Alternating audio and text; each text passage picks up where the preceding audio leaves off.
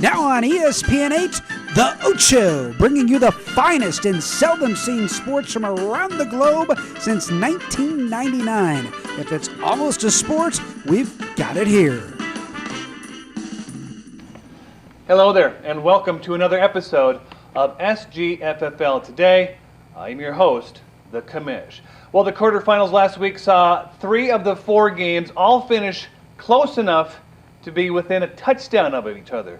We had J-City win by 1 point over Lastrup in a thriller down to the very end. TBG's BVD started the wrong kicker. They fouled to the Hurt Locker by 3. Scott City hangs on by 6 versus Thumpers Bumpers. And we had a blowout as Hillman, who would have saw this one coming, Hillman blown out by the Untouchables, who score a league playoff record 110 points. What's going to happen now in the semifinals? 4 teams remain. Who's it going to be? Let's go now to the closet. Gabe Stott's on hand with some analysis and predictions. Gabe. Here are my predictions for the semifinals this year. In the first matchup, we've got the Scott City Seminoles and the Untouchables. And looking at the matchup, I just think that this time around, the Scott City Seminoles are just going to be too much to handle.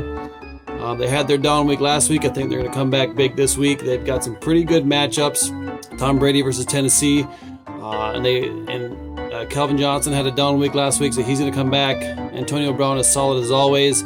On the other side, you've got the Untouchables. I don't think that Blake Bortles can come back with the performance that he had last week. And he's just going to need some big-time games from Odell Beckham and A.J. Green. The problem with Odell Beckham for the Untouchables is that he's going against his own defense in the Carolina Panthers. So it's going to be interesting to see how that plays out for the Untouchables. But in this matchup, I'm looking at Scott City Seminoles to come up with the victory there. In the second matchup, we've got J-City Jayhawks and the Hurt Locker.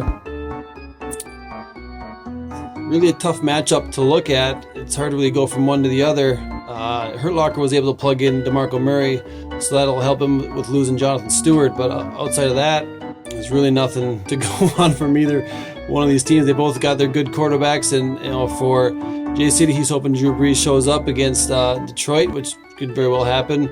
And Russell Wilson has Cleveland, so that's the interesting matchup there. I just think it's really going to come down to the wide receiver play. Travis Kelce might be the wild card for J-City in this one against Baltimore. So I'm going to have to go with the slight edge, kind of as the website says with J-City, but it's a tough one. I'm going with J-City for an all-gross final this year. So there you have it. Good luck, guys. Well, there you have it. The predictions for SGFFL Super Bowl number 25.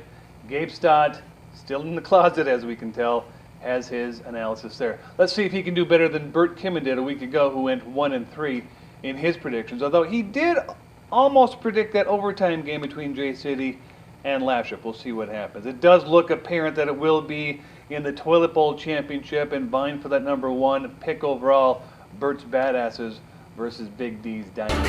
Everybody's still alive though, vying for some cash at the end of the season. So check the standings, check the lineup, see if you're still alive. Until next week, Super Bowl 25. I'm the host of Commish. Have a great weekend and happy holidays, everybody.